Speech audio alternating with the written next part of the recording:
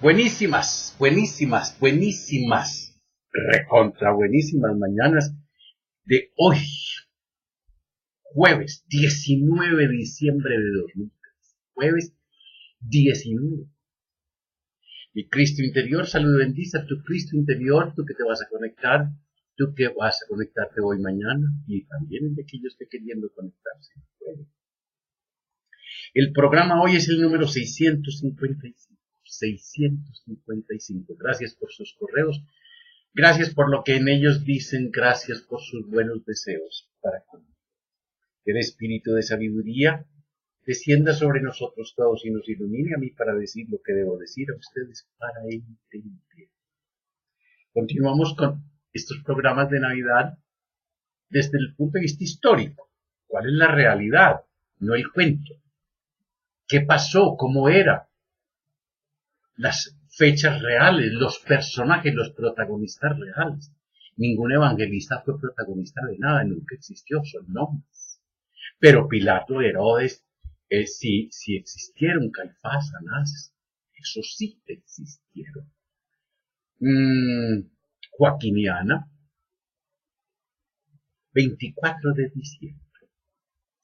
La fiesta del nacimiento del sol invicto, era la festividad más importante del mundo pagano del Imperio Romano. Se conmemoraba en los países celtas y en el Imperio Romano antes del advenimiento del cristianismo. El 25 de diciembre, en el momento en que el sol se encuentra más al sur, cuando las noches eran más frías y largas y los días eran más cortos, se rendía homenaje al dios Sol para suplicarle un nuevo año de luz y color.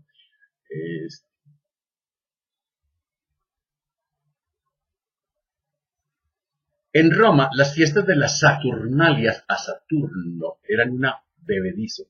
Bebían, comían y otras cosas con mujeres.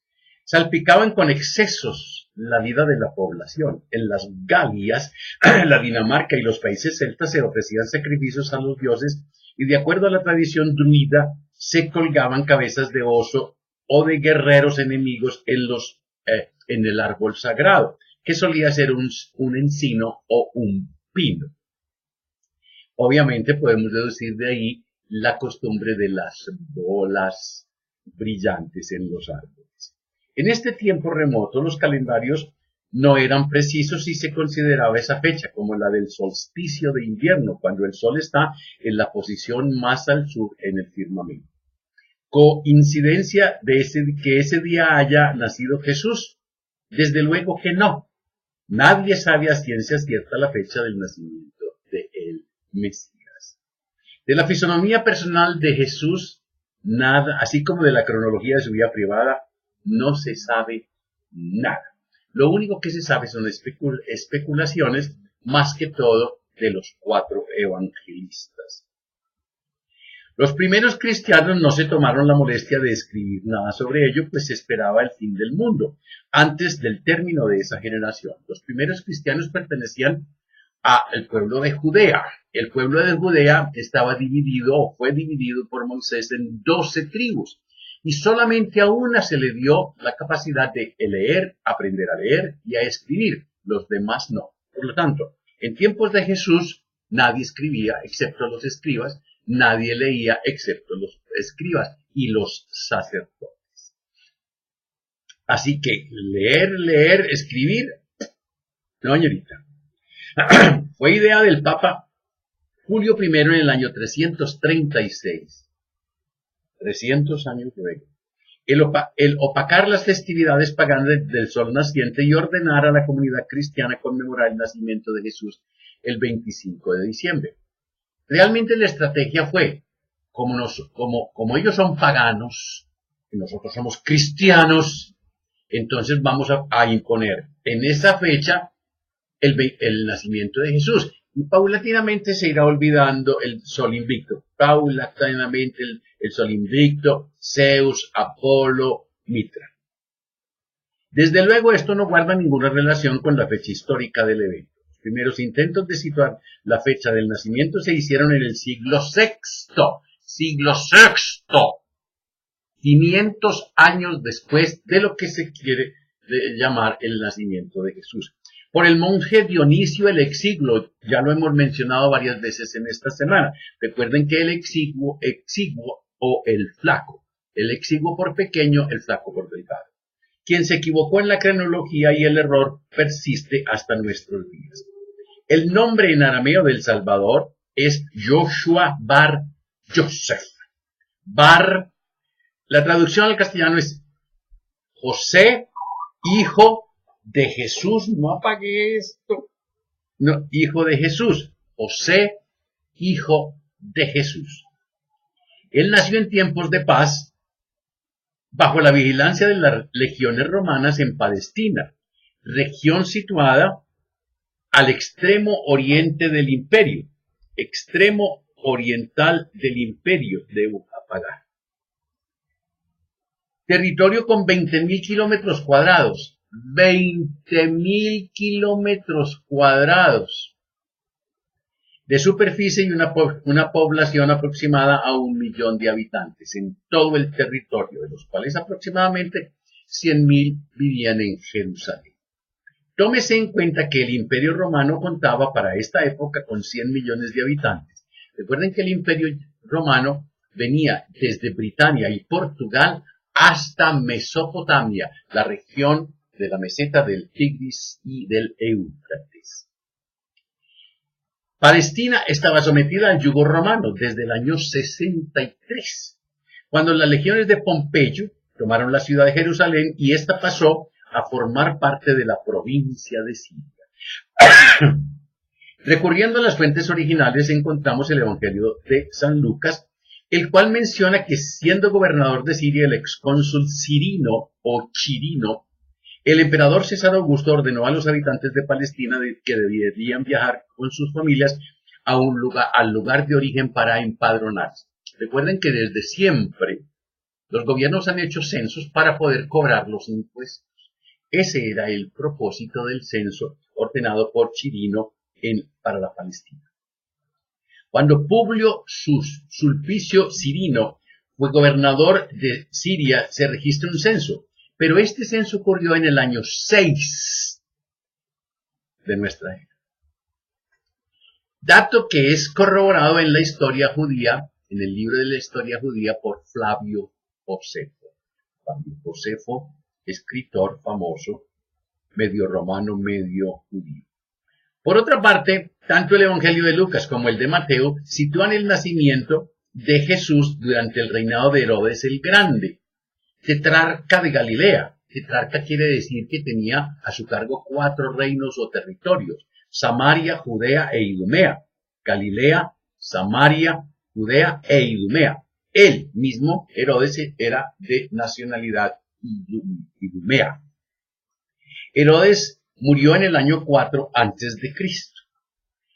La fecha más concurrente se deduce del Evangelio de San Lucas, que menciona que Jesús tenía unos 30 años. Jesús tenía unos 30 años durante el 25º año del reinado de César Augusto, quien había iniciado su gobierno en el año 27 antes de nuestra era, lo cual ubica la Navidad en el año 2 antes de Cristo. Este César Augusto fue el que emitió el decreto de que con el fin de poblar el imperio, las mujeres serían hábiles para tener cría entre los 12 y los 14 y los hombres para hacer esa cría en ese vientre entre los 16 y los 18. Por lo tanto, José debió haber tenido entre 18 y 20 años cuando desposó a María, quien debió haber tenido entre 14 y 16. Otro elemento de relación histórica lo da el pasaje de Mateo referente a la visita de los magos de Oriente al recién nacido. Recuerden que Mateo es el único que se inventó un cuento de magos. Considerando las posibilidades de transporte de ese tiempo y las prohibiciones de traslado de las fronteras del imperio, es probable que los viajeros fuesen astrónomos persas del culto de Zaratustra, dado que la religión imperante de esa religión era la de Zoroastro. En Persia se les llamaba Magú. Por otro lado, se registran dos acontecimientos celestes notables: el paso del cometa Halley en el año 12 antes de Jesús y la conjunción de Saturno y Júpiter en el 7 antes de Jesús.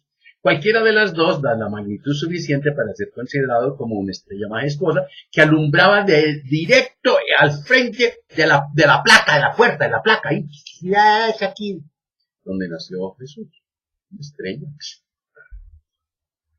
La residencia de José y María era Nazaret, un pueblo conservadoramente judío en las montañas de Galilea, a medio camino entre el mar del mismo nombre y el Mediterráneo.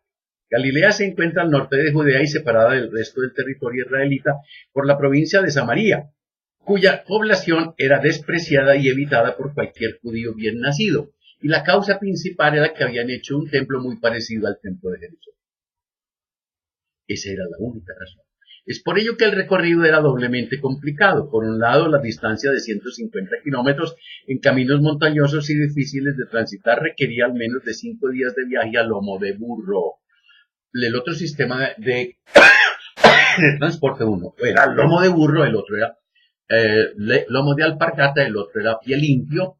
La tierra era muy caliente, la arena del desierto, no. Entonces, el lomo de camello. ¿Y a qué huele el lomo de camello? En fin. Y por lo otro, el rechazo a contemporaneizar con los samaritanos hacía las escalas en esa provincia sumamente incómodas. Complicado enormemente la travesía, especialmente en el invierno. Viajar en estas condiciones con una mujer embarazada debía planearse con precaución. Y desde luego que José lo hizo y seguramente evitó el tiempo frío para efectuarlo. Durante el invierno los pastores escasean y la lluvia helada es frecuente, por lo que los pastores nunca tienen sus rebaños a la intemperie. Según Lucas, durante el nacimiento de Jesucristo, los pastores, a cielo abierto, vigilaban sus rebaños. Lucas nunca estuvo en Judea siquiera, ni siquiera en Judea. Basándose en todo lo anterior, la mayoría de los historiadores sitúan como probable la verdadera fecha de la Navidad al final del mes de agosto o principios de septiembre, y muy posiblemente en el año 4 antes de la era conocida. Sin embargo, lo inseguro de la fecha no resta en nada la transparencia del acontecimiento del nacimiento. La religión de los judíos y Jesús de Nazaret. Este es un documentazo. La vieja religión romana, como en su día lo había ocurrido a la griega, estaba prácticamente muerta.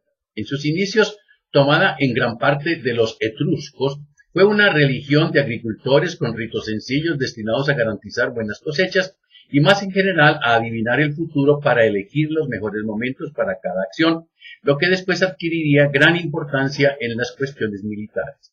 Después se fundió con la religión griega, lo que le dio una mayor riqueza, atractivo y valor literario, pero no de credibilidad. En tiempos del imperio, eran pocos los romanos para los que Júpiter, Marte, Venus significaba realmente algo, si bien esto no era óbice para que el escrupuloso cumplimiento de los ritos y el respeto hacia los dioses dieran buena imagen y fuera considerado signo de honorabilidad. Esta circunstancia le permitió sobrevivir formalmente, pese a su agonía interna. Además, con la muerte de Augusto, se instituyó definitivamente el culto imperial por el que los emperadores recibían honores divinos en vida y eran considerados dioses en pleno derecho tras su muerte.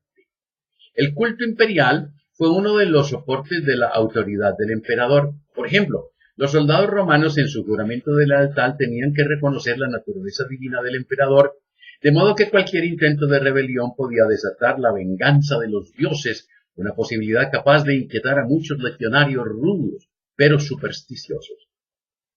De este modo, el fomento del culto imperial iba acompañado necesariamente de un estímulo de las creencias religiosas tradicionales, pues una manifestación pública del ateísmo o simplemente de falta de devoción podría confundirse fácilmente con un desacato al mismo emperador. Augusto trató en vano de conseguir que los romanos creyeran sinceramente en sus dioses, al tiempo que trató de desalentar los cultos extranjeros. Sin embargo, bajo Tiberio, quien lo sucedió, estos últimos volvieron a al primer plano, si es que habían dejado de estarlo alguna vez. Las religiones orientales resultaban más atractivas en muchos aspectos. El culto a las diosas Demeter, Cibeles e Isis eran particularmente gratos a las mujeres, pues se les consideraba diosas amorosas y compasivas. La diosa Isis se asociaba especialmente con el amor maternal hacia su hijo Horus, egipcio, los egipcios que son de... Para los hombres con ideales más viriles estaba Mitra, el dios persa del sol, al que se le representaba como un hombre joven, corpulento, ahorcajada sobre un becerro, un toro joven, y apuñalándolo por el cuello. Era un guerrero invicto que no envejecía ni perdía vigor. Su culto, con un fondo de mazdeísmo, se convirtió en una religión de soldados, del que las mujeres estaban excluidas. También estaba Serapis, la versión grecolatina de Apis, el toro sagrado egipcio encarnación de Osiris. Apis, toro sagrado egipcio, encarnación de Osiris. ¿Les suena lo que les conté de Apis, que Moisés, cuando bajó con las piedras, vio al buey Apis, el vellocino de oro? Estos eran religiones para gentes sencillas. Los más refinados tenían a su disposición las religiones mistéricas griegas que, envueltas en su aureola esotérica, habían conservado su vigor pese al declive de Grecia. La más famosa era de los misterios eleusinos. Todas estas religiones tenían un punto en común con las diferencias de las creencias tradicionales de griegos y romanos. Los dioses usuales podían proporcionar protección o buenas cosechas, pero apenas se interesaban por el individuo. Por el contrario, cada cual a su manera, de un modo u otro, las creencias que acabamos de mencionar involucraban alguna forma de salvación tras la muerte, alguna, de contacto con lo divino, de consuelo ante las adversidades, y, en definitiva, todas daban un sentido a la vida. Una alternativa a la religión para dar sentido a la vida era la filosofía. Platón y Aristóteles eran demasiado intelectuales para alcanzar mucha popularidad, y por oposición la filosofía epicúrea, que muy resumidamente propugnaba en búsqueda del placer por el placer, tuvo incontables seguidores entre los griegos cultos y no tardó en contagiar a los romanos. Tanto fue así que Epicúreo se convirtió casi en sinónimo de griego. En Judea, donde la cultura griega ejercía gran influencia desde la época del dominio seleucida, los judíos conversos eran llamados epicúreos, y aún hoy se les conoce como apicoros. Otra escuela filosófica en boga, bastante menos popular pero más admirada, fue el estoicismo. A la vieja doctrina fundada por Zenón de Sitio, unos 350 años atrás, que promulgaba el autodominio y la indiferencia ante el placer y el dolor. El autodominio, el ascetismo, la renuncia a los placeres y la renuncia a los placeres, contrario al epicureísmo, que era el placer por el placer.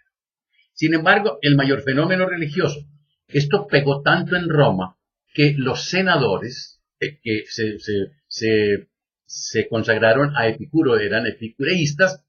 El mayor lujo, el grado máximo de altura, de notoriedad de un senador era ir con su noviecito, un jovencito que era su mensajero. En el año 26 después de Cristo, Tiberio consideró finalmente que podía confiar a Sejano el gobierno del imperio y se retiró a la isla de Capri, en la bahía de Nápoles. Los historiadores romanos contaron que allí se dio a toda clase de orgías, pero es difícil creerlo si tenemos en cuenta que el emperador contaba ya con 68 años, que toda su vida había estado marcada por la austeridad y que no era la primera vez que los muchos senadores que habían visto menguadas sus prerrogativas trataban de difamar. Ese mismo año Sejano nombró prefecto de Judea a uno de sus protegidos, Poncio Pilato.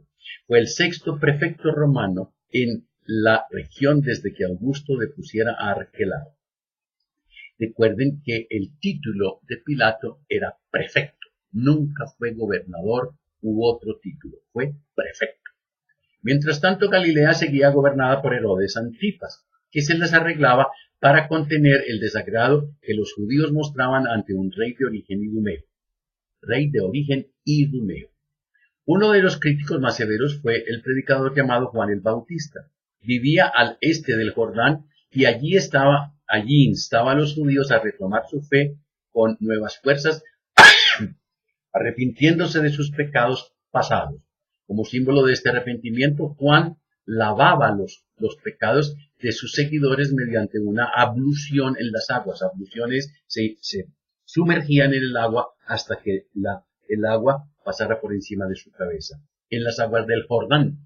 Bautista significa en griego que sumerge en el agua. Cuando venía el novicio, él lo cogía por el cuello, por la espalda, la nuca, y lo sumergía, lo sostenía un par de segundos y luego lo soltaba. Eso se llama un bautismo, es decir, volver a nacer. Se asumía, se creía, se tiene, y todavía cuando en nosotros nos echan el agua en la frente es lo mismo, es una simbología, pero en ese tiempo era morir porque se acabó el aire y luego volver a nacer. Su más famoso discípulo se llamaba Joshua. Joshua quiere decir Yahvé salva. Joshua era Jesús. Más conocido por la versión latina de su nombre, Jesús de Nazaret. Fue uno de los muchos a los que algunos judíos tomaron por el Mesías, con la diferencia de que la historia ha hecho que hoy en día medio mundo siga creyendo. En un momento dado, Jesús dejó a su maestro y se retiró al desierto por un tiempo, tras lo cual en el 28 empezó a predicar su doctrina. Recuerden que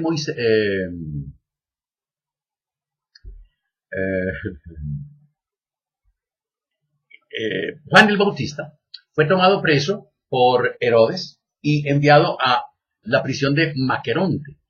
Fue tomado preso porque Juan lo criticaba por haber repudiado a su esposa y haberse quedado con la esposa de su hermano, y esta mujer tenía una hija que se llamaba Salomé. Salomé. Entonces lo tomó preso, lo mandó a Maqueronte, y luego de 2 años, en el baile aquel de los 7 velos, la mamá le dijo que Herodías le dijo que pidiera la cabeza. Entonces ella le dijo que sí, y él mandó que suicidaran a Juan el Bautista. Cuando murió Juan el Bautista, quedó acéfalo el movimiento de Juan el Bautista y lo tomó Jesús. Su más famoso discípulo se llamaba Joshua, aquel que salva.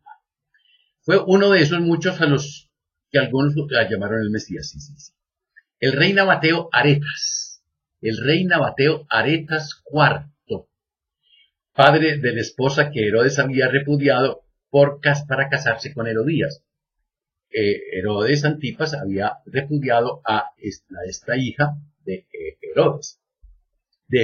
Aretas. La cosa había quedado en nada gracias al poderío romano, pero Herodes se sintió humillado. Juan el Bautista intensificó sus acusaciones de incesto hacia Herodes por haberse casado con su sobrina Herodías, y sus palabras fueron especialmente ofensivas para con la reina. En parte de eso y en parte porque Herodes acusó al Bautista de estar pagado por el rey Nabateo, el predicador fue encarcelado ese mismo año y ejecutado, y tiempo después a instancias de Herodías. Jesús nació judío. Escuchen, Jesús nació judío, se crió en el judaísmo e inició su magisterio ateniéndose escrupulosamente a la religión de sus ancestros. Jesús era un hombre obediente a todo el Levítico y la Torá. Por ello los cristianos consideramos sagrado lo mismo que Jesús consideró sagrado. Para nosotros el Antiguo Testamento es palabra de Dios revelada. Jesús vino para engrandecer aquella revelación, para completarla y darla a conocer a todos los pueblos de la tierra. La religión judía se basa en un principio, la adoración al único Dios, Yahvé, Yud-He-Vau-He, Yahvé, Nunca, nunca traduzcan eso por Jehová. Y la estricta obediencia a su ley religiosa escrita en la Torá hebrea.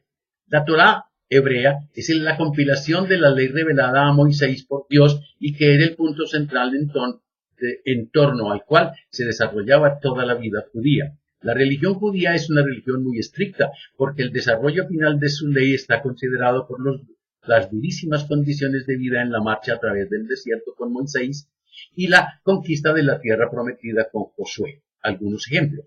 Los judíos tienen prohibido comer carne de cerdo. ¿Por qué? Porque una indigestión de cerdo en un clima desértico tiene efectos muy negativos. Los judíos son sumamente estrictos en el tema de la impureza. Todos los alimentos judíos son aprobados por el rabí de la zona y se llaman alimentos kosher. Kosher. Si tiene leche de colanta, kosher, pero tiene que tener el sello de un rabí. Un rabino. Los judíos hacían constantes sacrificios a Dios, animales, vegetales o incienso eran sacrificados diariamente en el templo por los sacerdotes. Era la razón por la cual Jerusalén olía terrible. Los sacerdotes se contaban por miles y eran los encargados de todo el ritual sagrado judío. Además, eran los intérpretes de la ley mosaica. Ley mosaica es ley de Moisés. Debían ser personas puras según sus cánones, por lo que no podían tener ningún defecto físico. Puras, ningún defecto físico. Además, debían ser de la tribu de Leví, los únicos que podían leer y conocer a Dios. Una de las 12 tribus en las que se dividían los judíos. Su salario provenía de un impuesto especial que pagaban los judíos y consistía en medio siclo o 2 dracmas. Un dracma en moneda judía equivalente a un jornal. Que todos los varones residentes, lo mismo en Palestina que en el extranjero, habían de pagar anualmente a partir de los 20 años de edad. En los evangelios se habla de distintas ramas de la religión judía o castas sociales, porque en el siglo II después, el judaísmo se había escindido en 2 facciones. Los fariseos creían que en la ley mosaica era un código vivo y que por tanto la vida debía atenerse exclusivamente a lo que éste expresaba o lo que estaba escrito. Creían en la inmortalidad del alma, la resurrección de los muertos, los ángeles y los demonios y tenían sus propios barrios en la ciudad y aldeas del campo.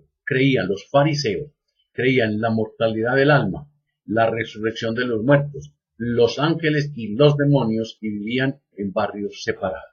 En la época de Jesús, los escribas, los encargados de copiar las escrituras, y los fariseos eran prácticamente lo mismo.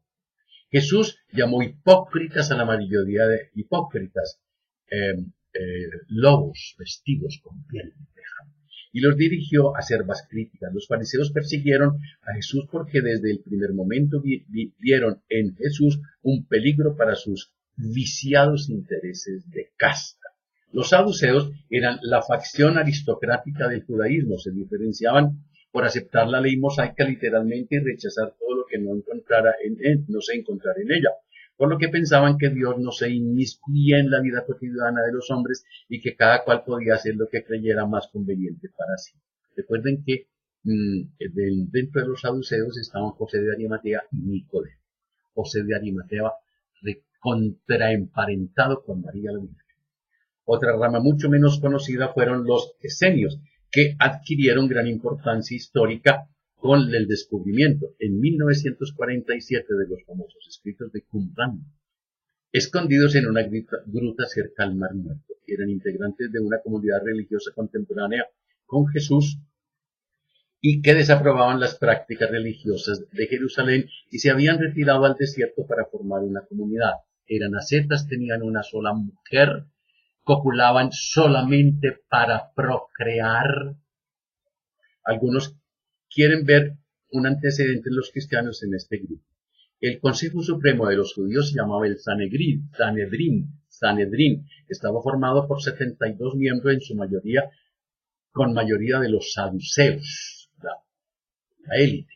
72, recuerden que viene de un número, eran 12 tribus. Y cada uno elegía 6 ancianos o santos. 12 por 12 por 6. En fin. Los judíos celebraban 5 fiestas principales: Pascua, Pentecostés, fiesta de la cosecha, fiesta de las trompetas y día de la expiación. Además de estas, se celebraban todos los sábados y las fiestas menores. La noche del viernes sonaban las trompetas del sábado y todos debían interrumpir el trabajo porque la ley mosaica prohibía cualquier tipo de labor en sábado. Incluso las comidas debían prepararse desde el viernes. Por la mañana se congregaban en la sinagoga. La sinagoga era un edificio generalmente de planta cuadrangular con una sala amplia donde se reunían los judíos para orar. Cada sinagoga estaba dirigida por un comité elegido entre los lugareños. La ceremonia comenzaba con un hombre que oraba y después otros 7 que leían pasajes de la Torá. Al terminar, la Torá, un rollo es sostenido en un mástil y se enrolla hacia el otro lado y se va leyendo. Al terminar la lectura se decía el sermón, al atardecer volvían a sonar las trompetas y se daba por finalizado el sábado y entonces podían conversar de otras cosas y podían comer. La vida religiosa oficial de Israel se articulaba en torno al grandioso templo de Jerusalén, que fue reconstruido por Herodes y que tenía un área, escuchen esto, tenía un área de 400 por 380, 12 hectáreas. Pidan las memorias, ahí les quedan. Mañana haré un super programa con lo que hemos llamado el espíritu de Navidad, es decir, como mañana va a ser 20 el viernes y el 21 es el sábado, para que ustedes hagan el espíritu de Navidad el próximo sábado. Que la prosperidad, cuando te abrazas, cuando te quieres, cuando te amas, la vida te abraza, la vida te quiere, la vida te ama. Que la prosperidad, la armonía, la salud y la sabiduría sean contigo y tu familia, conmigo y mi familia. No se les olvide hacer el balance del día a cualquier hora o esta noche y pedirle al Espíritu de sabiduría que los ilumine. Y si algo encuentran malo, perdonen, amen, olviden, agradezcan. Y si es contigo, perdónate, ámate, agradécete. Los quiero mucho. Recuerden que los llevo en mi corazón. Hasta mañana. Y no se les olvide reír. Por nada.